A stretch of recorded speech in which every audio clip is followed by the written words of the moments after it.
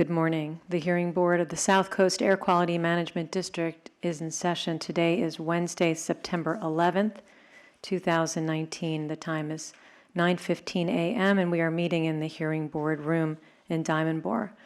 Before we begin today, I would like to take a moment to remember those who lost their lives 18 years ago on 9/11, and I'd like to dedicate today's hearing to their memory, and also in the name of all of those who continue to suffer as a result of that horrific day.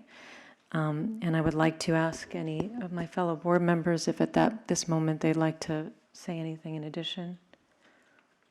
And if not, we will begin today's hearing. Senator. Well, when that happens, I was a member of the California City Council and have been involved in witnessed so many attacks, wars to Korea, Vietnam, and here we're being attacked at home. I made a statement, as we did in World War II, praise the Lord and pass the ammunition. Let's go get the enemy. And that's what we did. And of course, the ones who lost their life, they were innocent. And we will make sure that won't happen again. Thank you. Dr. Bernstein. Thank you, Madam Chair. I also join in remembrance of those who lost their lives today. 18 years goes by incredibly quickly, and memory has a way of fading. And Americans, the entire world, should never forget what happened today when we were brutally attacked. I also give remembrance to those who have given up their lives, our first responders and our military, in the fight to root out Islamic fundamentalism and terrorism in this world. Today, we seem to be much more divided than united on many different issues, but on that day and the ensuing days, we were all simply just Americans. I would like to see that spirit return and understand that we may have differences here in this country, but that we are in fact all Americans, and then we can pursue our differences in a much more civil manner. Again, may the memory of each and every man, woman, and child that was lost that day and in subsequent battles serve as a blessing to us all. And thank you, Madam Chair. Thank you. Anyone else like to say anything? Okay, thank you. We will call our first hearing, which is our only hearing for the day, which is the South Coast AQMD versus Aurora Los Encinas Behavioral Health Care, case number 6149-1 for order for abatement. And who is representing the executive officer today? Daphne Sue. Thank you, Ms. Sue. And who is representing Aurora Los Encinas Behavioral? Veronica Herrera. And can you spell your name for the record and also state your title? Yes, Veronica is Veronica. Herrera is Herrera, and I'm the Director of Human Resources at Los Encinas.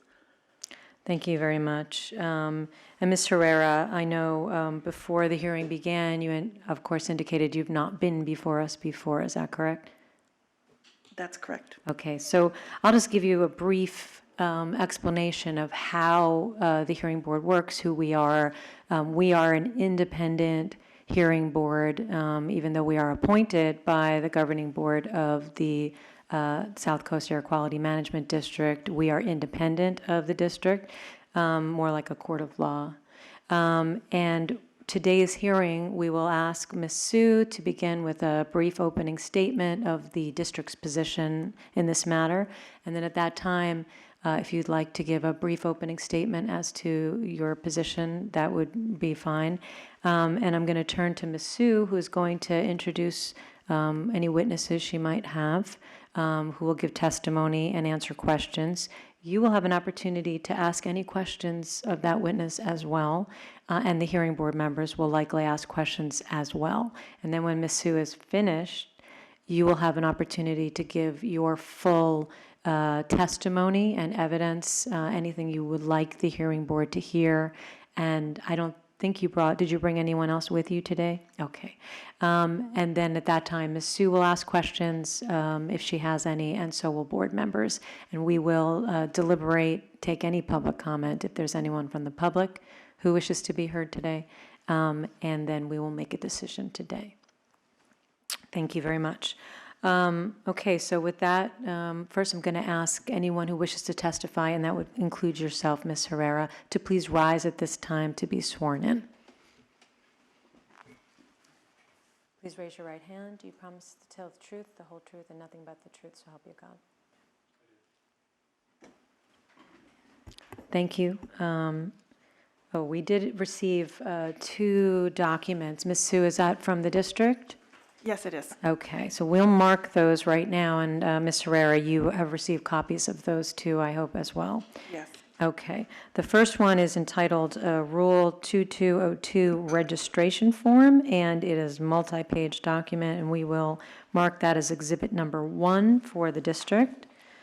The second is also a multi-page document with an email cover on the top from William Senga to William Senga, sent on July 12th, no, I'm sorry, to Veronica Herrera, my bad, sent on July 12th, 2019, and that will be exhibit number 2. Ms. Sue, if you'd like to begin with an opening statement. Good morning. We're here today for an order for abatement directed at Aurora Las Encinas Behavioral Health Care. Aurora is a healthcare center located in Pasadena. It is currently in violation of Rule 2202. Rule 2202 provides employers with several options to reduce mobile source emissions generated from employee commutes. The rule applies to employers who employ 250 or more employees at a work site for a consecutive 6-month period. It requires annual registration with the district to implement an emission reduction program. Aurora employs approximately 335 employees. It is required to submit an annual updated program every year, no later than October 11th. The last time they submitted a registration form was October 12th, 2016, about 3 years ago.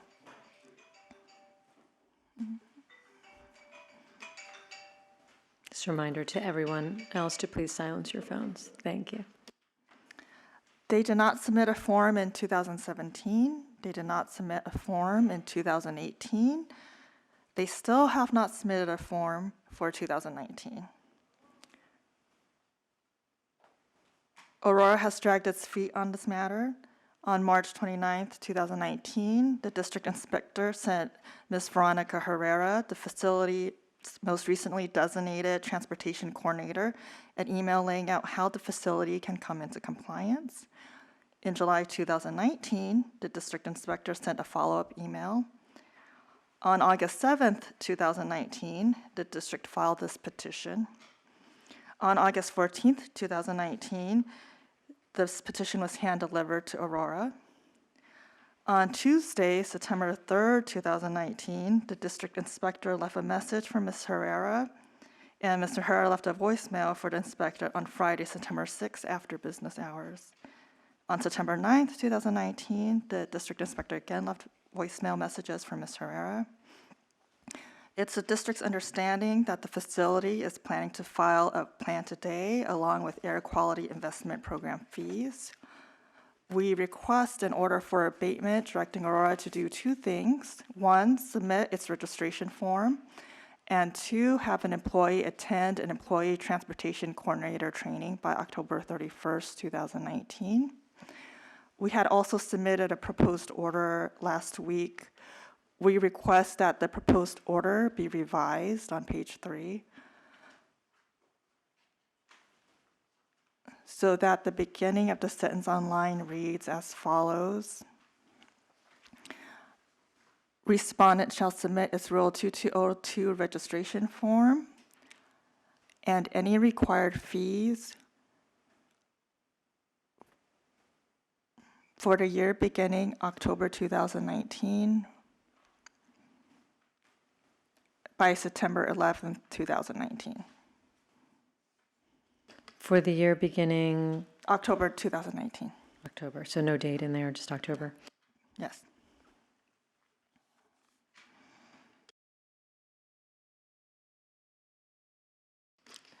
Thank you. We have Mr. William Senga here, the inspector, to testify.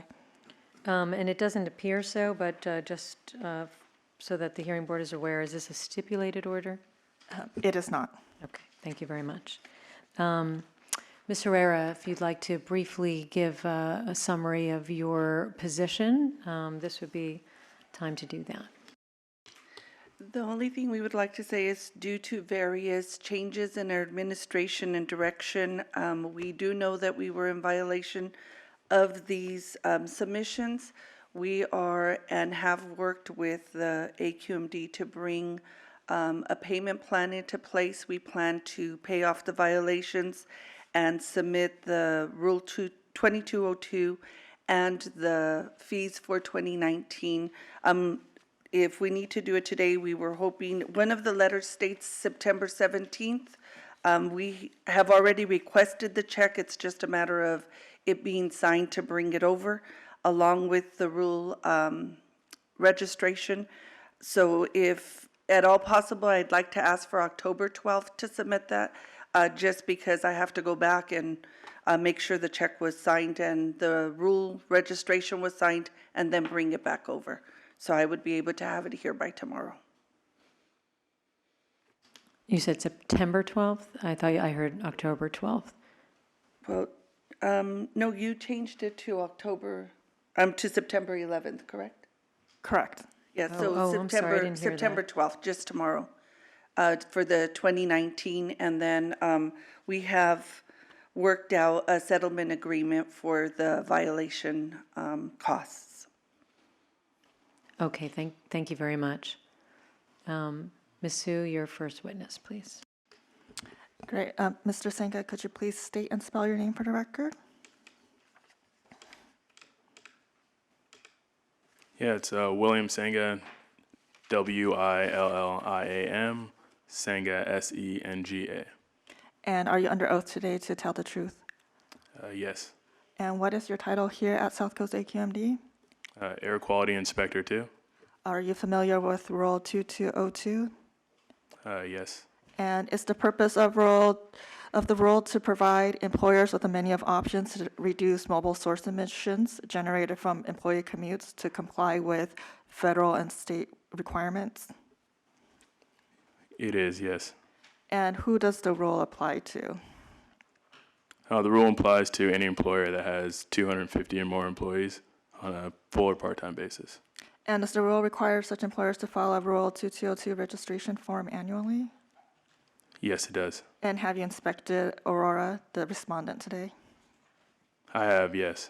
And have you reviewed Aurora's Rule 2202 registration form for 2016?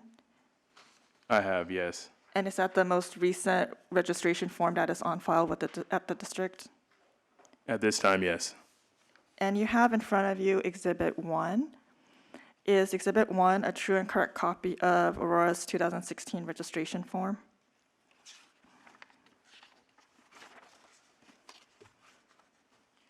It is, yes. I would like to enter Exhibit 1 into evidence. Ms. Herrera, do you have any objection to Exhibit Number 1, the 2016 form, being entered into evidence? No. Exhibit Number 1 is in evidence. And referring to page 2, how many employees does Aurora have? In 2016, I reported 335 employees. Okay. And referring to page 2, what program did Aurora elect? The Employee Commute Reduction Program, which is ECRP, the acronym. Okay. And now turning to, now referring to the Rule 2202, Section L, does that require the emission reduction program, does it require that they demonstrate conformance with the Employee Commute Reduction Program guidelines? It does, yes. And do the guidelines require that the employer designate an employee transportation coordinator? Yes. And do the guidelines require this person successfully complete a South Coast AQMD Employee Transportation Coordinator Certification course? Yes, it does. And does the course educate attendees on Rule 2202 requirements? Could you repeat that? I'm sorry. Does the Employee Transportation Coordinator Certification course educate the attendees of the course on the rule requirements? It does, yes. And now turning back to Exhibit 1, on the 2016 form, did Aurora designate Employee Transportation Coordinator? Yes, they did. And who did Aurora designate? Ms. Veronica Herrera, the Director of Human Resources. And does the form state that she completed Employee Transportation Coordinator class training? It does. And when did she complete that training according to the form? May 19th, 2010. Okay, so that was more than 9 years ago. That's correct. And did you check district records to see if Aurora has submitted registration form since 2016? I have. And when did you check district records? I checked this morning. Okay. And did they submit a form? They have not. Okay. And did you issue a notice of violation to Aurora for failure to register an emission reduction program form? Yes, I did. And when did you issue that notice of violation? On March 29th, 2019. And did you serve the notice of violation to Aurora?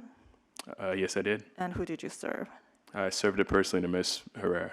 Okay. And when did you serve this document? On the 29th of March, 2019. When you served the document, did you have a conversation with Ms. Herrera?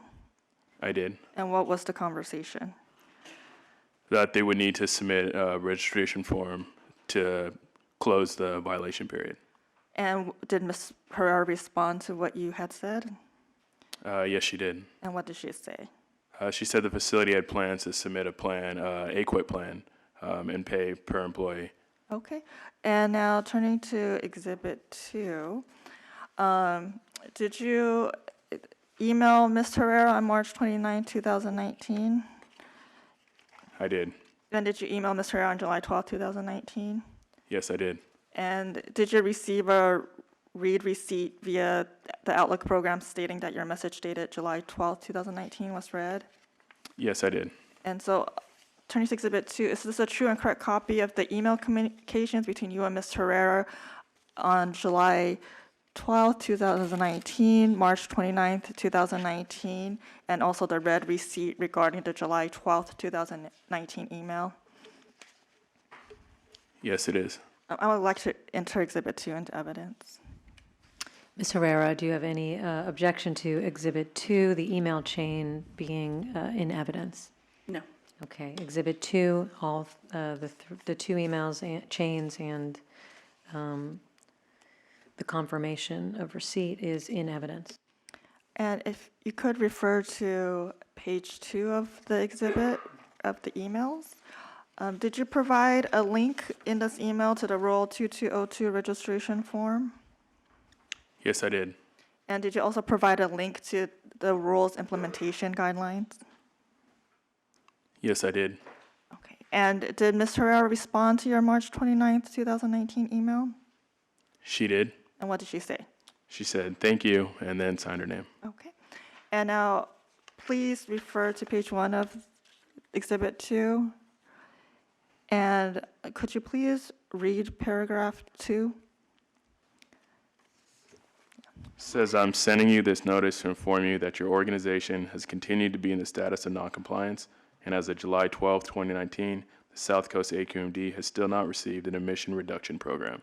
Okay, and referring to the last page of this exhibit, Exhibit 2, is this a confirmation that your message was read? It is, yes. And have you called Ms. Herrera since you served a notice of violation?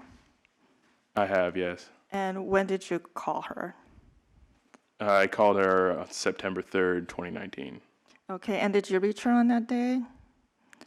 Say again? Did you reach her on that day? I did not know. I left her a voicemail. Okay, and did you call her after September 3rd, 2018? I did. And when did you call her? On September 20th, yesterday, in the morning on her main telephone line and her cell phone. And were you able to reach her? No, I would left a voicemail on both lines. Okay, and what did you, in your calls yesterday, when you left a voicemail, what did you say in your voicemail? That I was returning her voicemail call from my previous call. She said she had a question, and I was making myself available to answer any questions. Okay. And to the best of your knowledge, is the facility in compliance currently? No, it's not. Okay, thank you. Does that conclude your questioning? Okay. Ms. Herrera, do you have any questions for Mr. Senga? No. Board members? Mr. Copeland? I do, and it's just about the rule. If you file, if you do the AQIP method, do you need to have a transportation coordinator trained? No, you don't, just for the ECRP program. Okay. I guess that might go to, because I think Ms. Herrera said they were going to do an AQIP, so I don't know if the transportation coordinator is then required. So I don't know if we'd have to put that into the order. But anyway. Perhaps as a, if required, for condition number 2 is, I think they've shown the lack of understanding of the rule, and it could be that in the future they may choose a different plan. okay.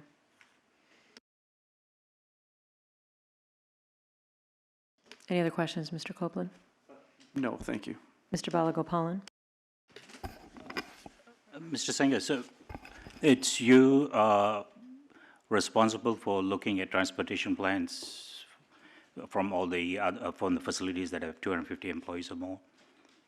No, we have air quality specialists that review the plans and then process to make sure that the information's accurate and applies. But you're the inspector that goes enforcing. That's correct. Now, how long have you been with the South Coast AQMD? Just about 2.5 years. Do you know if they had taken past, the facility has not submitted anything since 2016, right? That's correct. And any other action had been taken by enforcement staff? Or have they been notified subsequent to that date? Or reminded that they have not submitted any plan?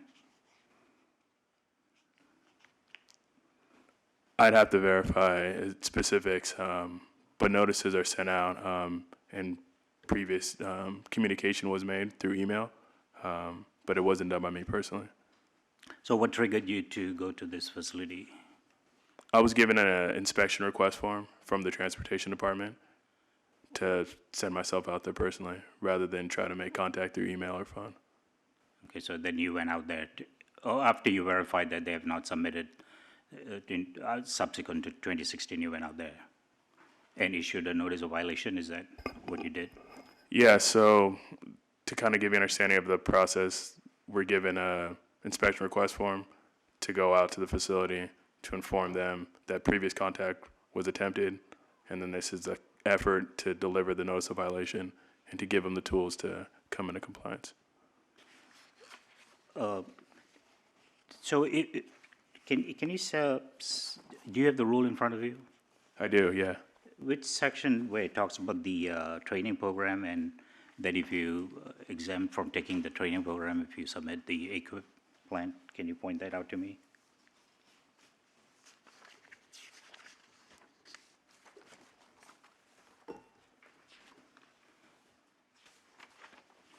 I was trying to find where specifically it addresses the training and how often they have to do the training. That's sort of also I'm trying to find out. So under exemptions, I believe it's page 14, L3. It says they must conform, it's the third line, it says rather than comply with the provisions, subdivision E of this rule, employers may elect to implement an employee commute reduction program that demonstrates conformance with the employee commute reduction program guidelines. The training stuff and those requirements are in the employee commute reduction program guidelines. Oh, okay. Provision E, okay. And how often, if somebody it goes through the training program, how often do they have to do the training? Is it a one-time deal, or does it expire after a certain period of time, the train? There's no expiration. No expiration, so you just have to do it once That's correct. and be designated as a coordinator? That's correct. Okay, thank you. If it only has to be done once, why, in your opinion, are you seeking, or is the district seeking to require it again in this situation?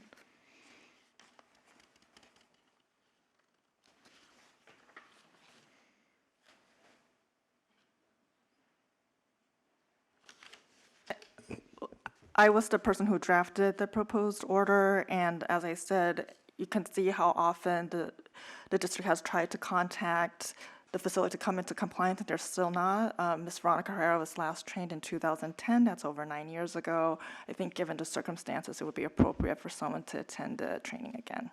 Thank you. Just wanted to understand that. Okay. I had another question, and now.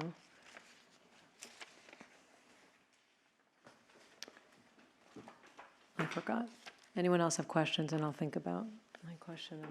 Question simply for Solera as well? No, it's right now only for Mr. Senga. No, Senator. Mr. Singer, in Exhibit 1, the registration form for Rule 2202 was completed, and properly survey was taken by the district, is that correct? It indicated that the district surveyed. Is there a survey conducted? The survey is completed by the facility. By the facility or by the AQMD? By the facility. Then why do we have AQMD here on this registration form for 2202? Because the form is submitted to us. Or because There are forms. they're your forms, That's correct. and the survey was conducted by the facility? That's correct. I see. And did you confirm or verify that the report they provided to you was accurate? Yes, the forms, before they're approved, they go through our specialist. By whom were they approved? I don't have that information. So you took this as evidence that what the facility did, they put down these dates and times, et cetera, for the survey, and the district said, okay. There was no check and balance or verification. Are you speaking to whether the information was audited? Audited or to determine the correctness of it. They were previously audited and they were issued a violation in the past. This is for 2016. That's correct. They were issued, the violation, not in 2016, were they? No, the violation was issued during the audit date, and I believe it was 2017, by a separate inspector. Say it slowly again, sorry, sir. I apologize. They were issued a violation, I believe, in 2017 by a different inspector who performed the audit. I wasn't responsible for the audit. Why were they issued a notice of violation in 2017 when they supposedly were in compliance 2016? So when the plan's submitted, that's part of compliance, to submit the plan. Right. The accuracy of the plan can happen later. So if they're not demonstrating what they said they were going to do in the plan, then that information is audited. What method of verification did the district employ in order to determine whether or not the information was accurate? They asked for records. They asked for the information submitted in the plan, proof of rideshare assistance, anything that they stated in the plan that they were going to implement. Then those strategies are checked. That you had to submit proof and that the plan submitted to the district was accurate and they were in compliance. Is that correct? In the case of an audit, yes. Okay.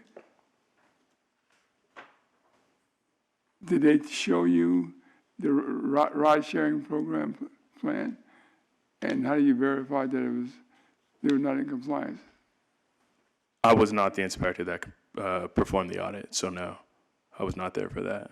The inspector at that time did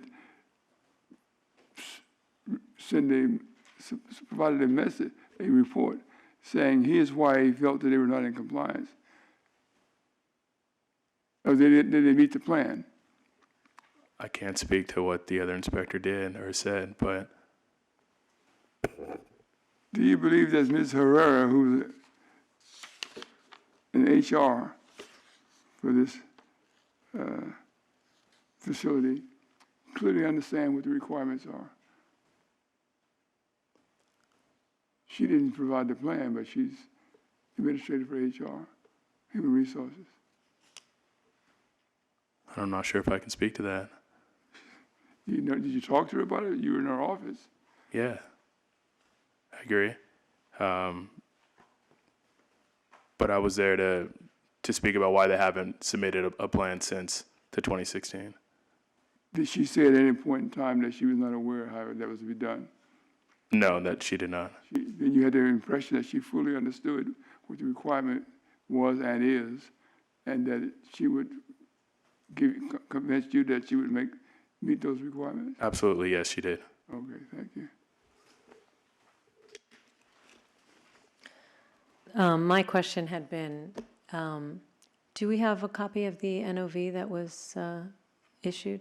I don't see it attached to our, the petition, and if not, if we could get copies. We could get copies. I'd like to see the NOV. Are you referring to the notice of violation that Mr. Senga wrote? Yes, not the earlier one, the one that is relevant to today's hearing.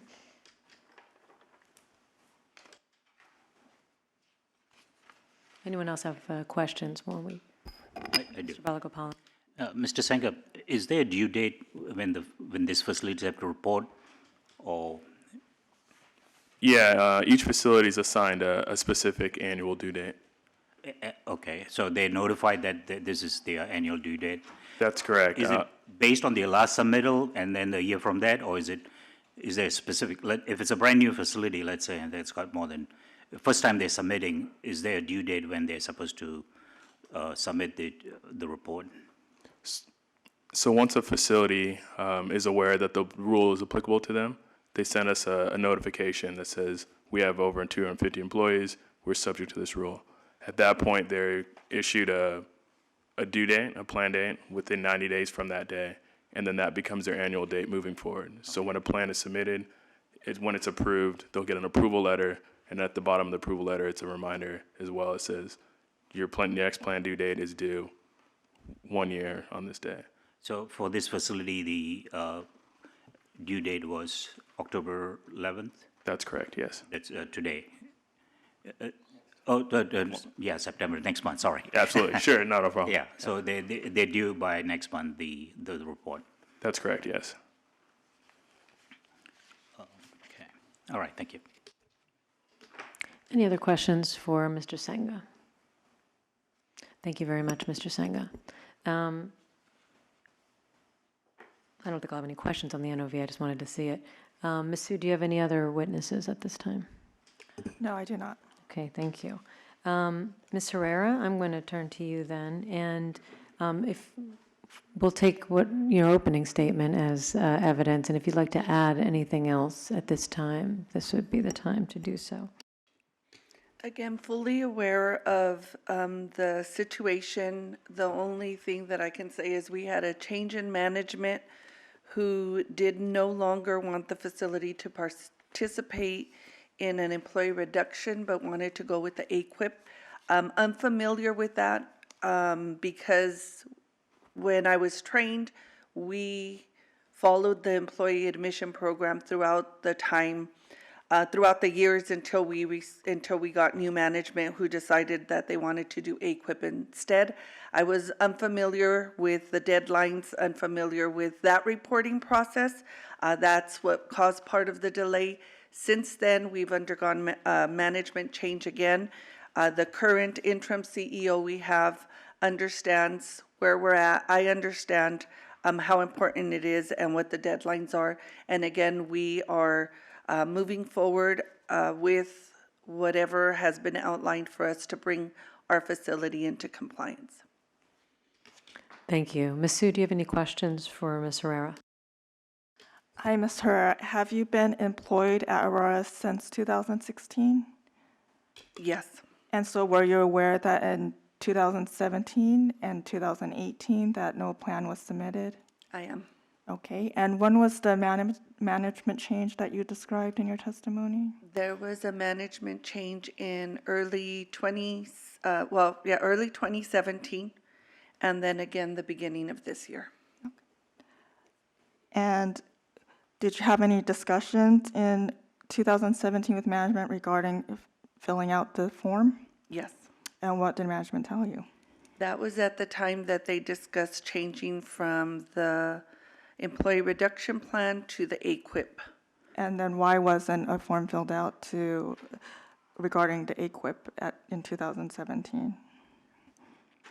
Honestly, it was because there was instructions given that although I was the transportation coordinator that had been trained, there was someone else that was going to be spearheading this. And when we got the notification that we were in violation, it was given back to me to bring back into compliance. Okay. And does Aurora agree to submit the form and any required fees by September 12th? That's tomorrow, 2019? For the current plan? For the October 2019 plan? Correct. Okay, and does Aurora agree to have an employee attend employee transportation coordinator training by October 31st, 2019? Yes. So do you have a copy of the proposed order in front of you? I think I do. I had handed that, yes. So does Aurora agree to the proposed order as I had suggested revising it earlier in this hearing? With the exception of the September 12th, 2019 date? Yes. Thank you. And I have the notice of violation. Thank you.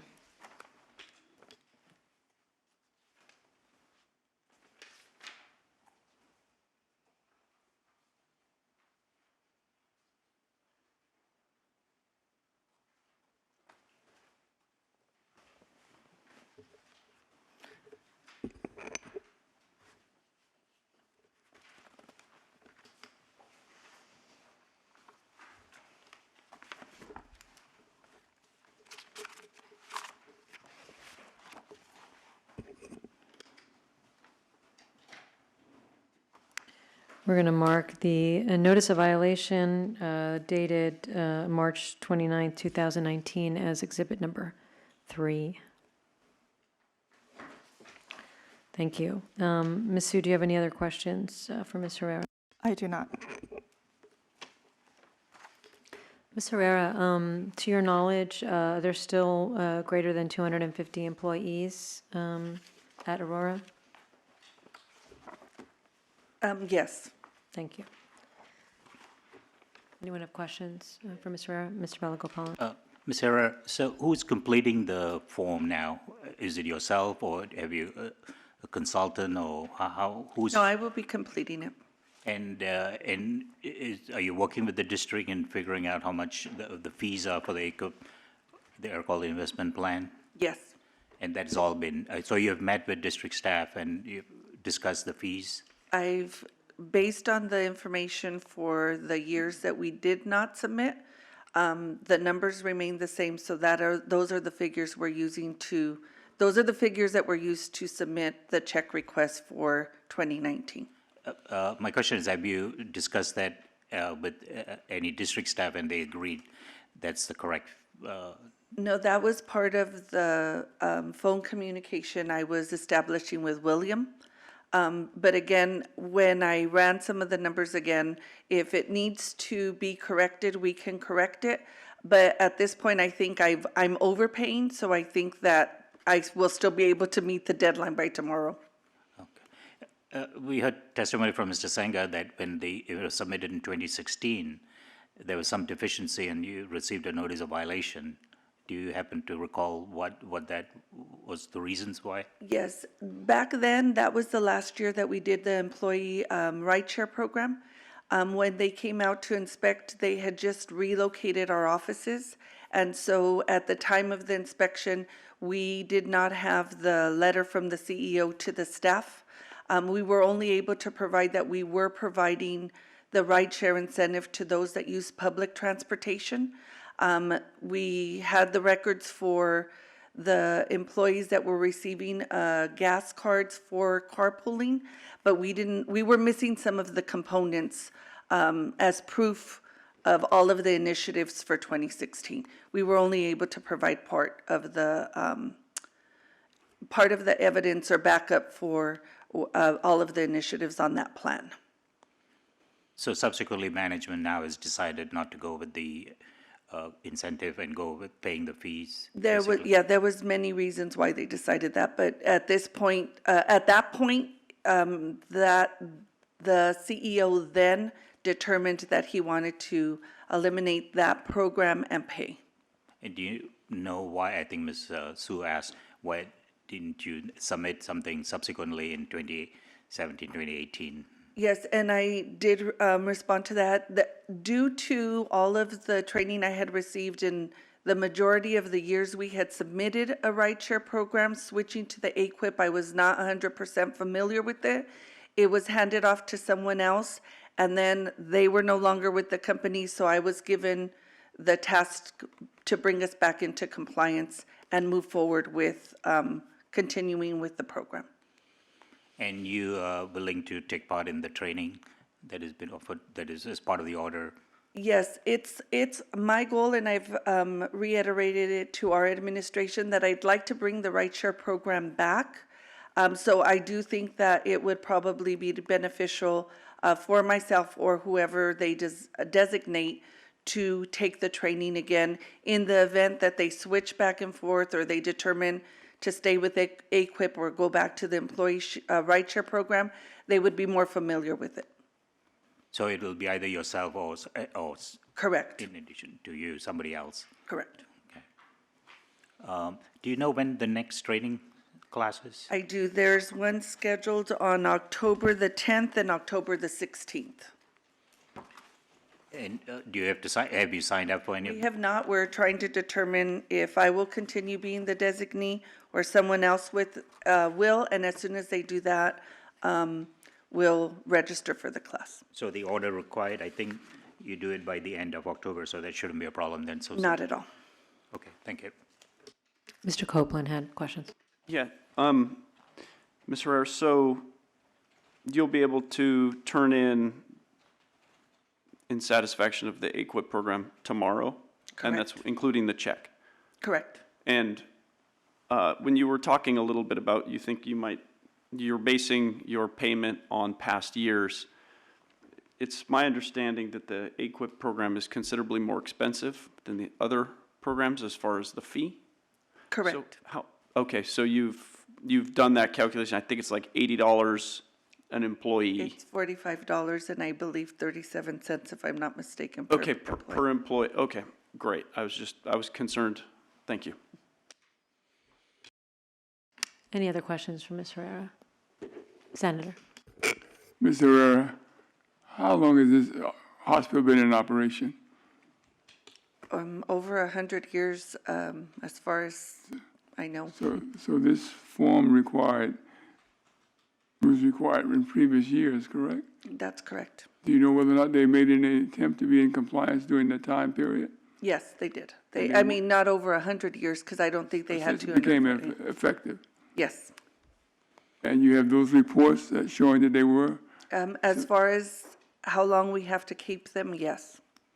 How long you have to keep them I for? believe we have to keep them 3 years, the previous 3 years. So right now, we wouldn't have them because we haven't submitted for the last 2 years, but yes. But you're the most informed person at that facility. According to the registration form presented in 2016, you, the bottom line, contact you. That's what it says, right? Correct.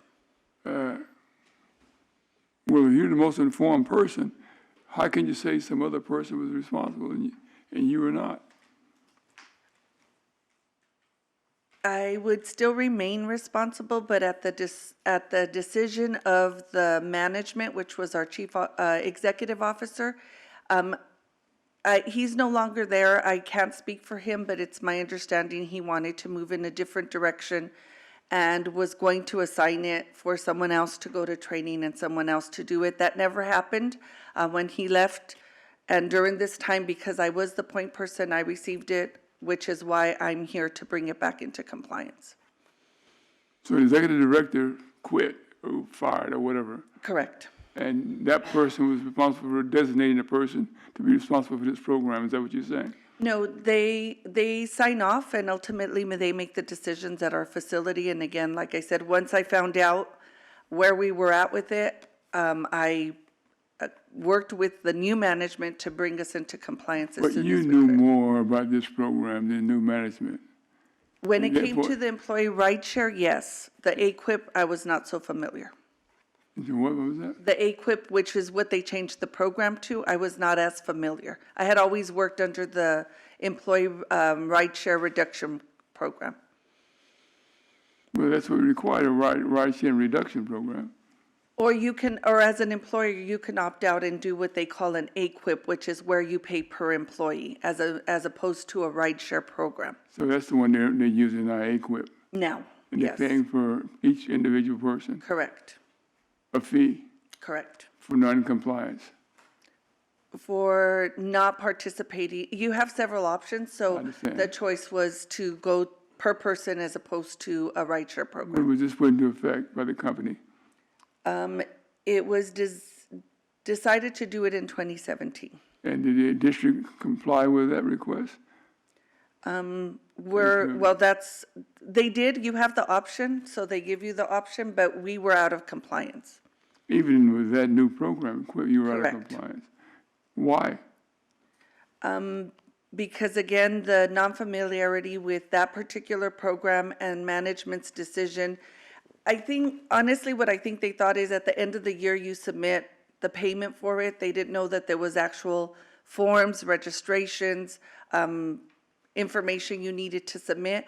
I was not as familiar. They handed it over to someone else who didn't follow through, and it came back to me. Well, what's your reason to believe that if you adopt an AQUIP program or any program, that means without the understanding and knowledge what the required of the program? Well, that's part of why we're here today, to bring that back into compliance. Were you aware, had knowledge of what the program was requesting? I had some familiarity with it, but not as much as I did with the rideshare. Did you think you had a responsibility to share with your CEO or other individual I did. that how stringent the requirement is and they must adhere to it? I did emphasize that, But they didn't listen. not to the degree which I believe they should have, which is why we're here today. So you, going forward, you're going to you'll be in compliance. Absolutely. Thank you. Any other questions for Ms. Herrera? Mr. Balagopalan? Follow-up. So in 2017, 2018, I know when management chose to use the AQUIP program, were you still offering any incentive to employees for ride sharing? Was that still continued, or was that completely stopped at that? It was completely stopped. Stopped, okay, because you, all right, thank you. Senator? This AQUIP program, which provides, instead of the ride sharing, you pay a fee, how much would that come to? Roughly, it comes to approximately $6,500, plus the filing fees. Per year? Correct. And how many years are you in arrears with 17, 18, 19? And we'll be paying the 19, correct? You just 19, what about 17, 18? No, that one is the one that we will be bringing into compliance, and then we are submitting the 2019, 2020. So it's not, you're not required to pay for 2 or 3 years, just for 1 year. Right now, we are just bringing in the plan to bring us current and those fees. Current is only $6,000? It's, It's a little over 6,000, it's a little over 7,000, including the filing fees. How much is the filing fee? Well, I don't have that in front of me, I'm sorry. Well, the district is aware of what you're offering, Oh, yeah. and if they say they would bring it to compliance, that's, the district will decide that the years you are out of compliance, that you don't pay in the years that you want to be in compliance, the district will make that decision, I Correct. guess. That is correct. That is the district's responsibility. That's enforcement. We're considering how to bring them into compliance today. Any other questions for Ms. Herrera? Okay, thank you very much, Ms. Herrera. I'm going to ask if there's any member of the public who wishes to be heard today. And I see none. Ms. Sue, if you'd like to give a closing. Thank you. This is a simple case. This abatement order is about bringing the facility into compliance for the 2019-2020 year. The facility has submitted its violation. It has agreed to the proposed order with my revisions, with the exception of the date and wanting the date to be September 12th, 2019 for submittal of the any fees and the plan, which the district does agree to. So the district asked the hearing board to enter the revised proposed order as agreed to by both Aurora and the district. Thank you. And so when we deliberate, you would like us to deliberate as a stipulated order or still a contested? Stipulated, please. Thank you very much. Ms. Herrera, oh, Sorry, Ms. Sue, can you please repeat that condition number 1? I know you read it, and I don't think I got all the dates. All right, I will changes. change it with the revision that Ms. Herrera had requested, and so that is, so on page 3, beginning sentence on line 9, it shall read, respondent shall submit its Rule 2202 registration form and any required fees for the year beginning October 2019 by September 12th, 2019, and the remainder of the sentence shall remain the same. And, okay, and no change to the training date is October 31st. Correct, and also because Aurora has agreed to. Okay. Okay, thank you. Ms. Herrera, would you like to give any closing statement at this time? No. Thank you very much.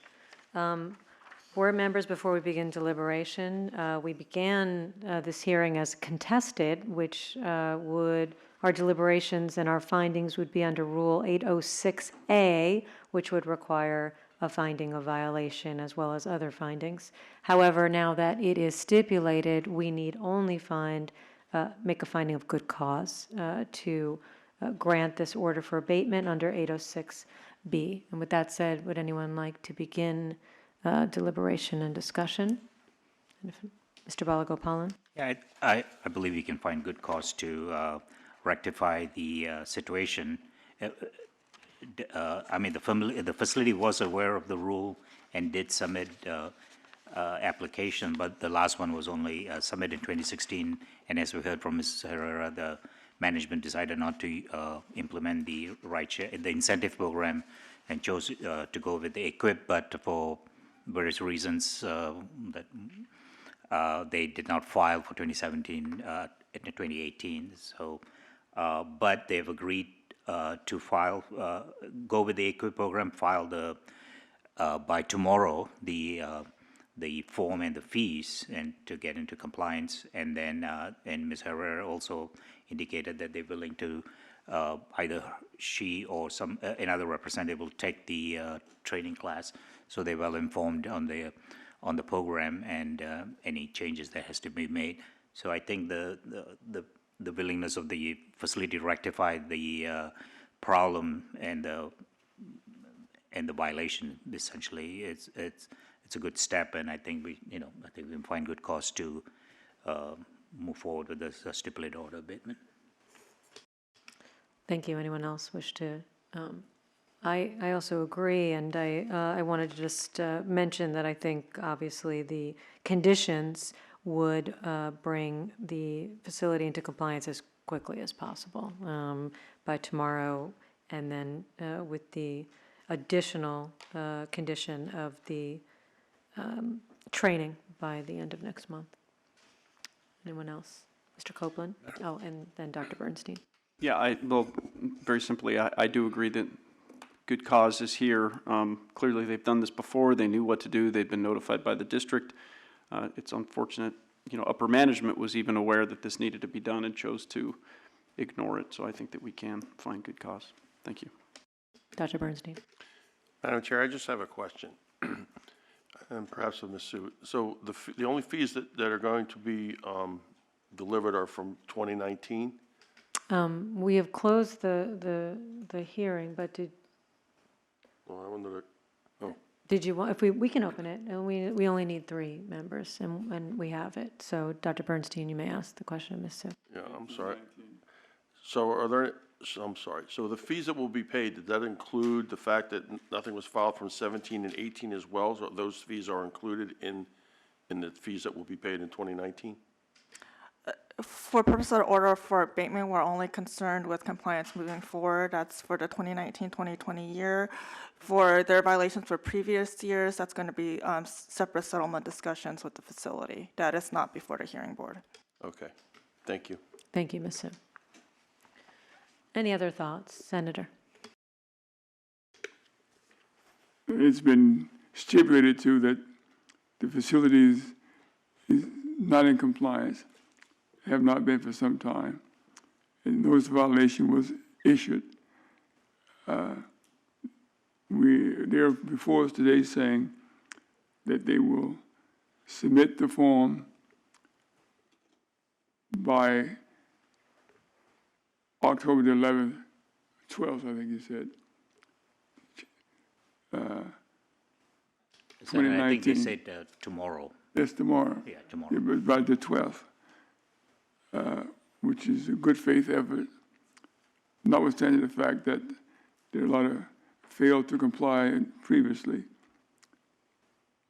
You're saying that you notify the clerk when you're in final compliance and paid the fee.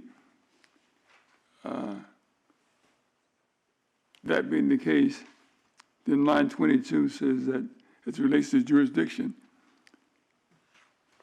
you have 31st, 2019, December. But if compliance are met prior thereto, That is usually the case for orders for abatement. It gives the hearing board the ability to hear the matter without having to reserve a petition should anything not occur according to the conditions of the order. well, if they meet the deadline, the stipulated deadline of September 12th, which is tomorrow, fine, then they will be in compliance. There is also the condition to have the training by the end of October. And if that's done, then the clerk will be notified as well. Is that not correct?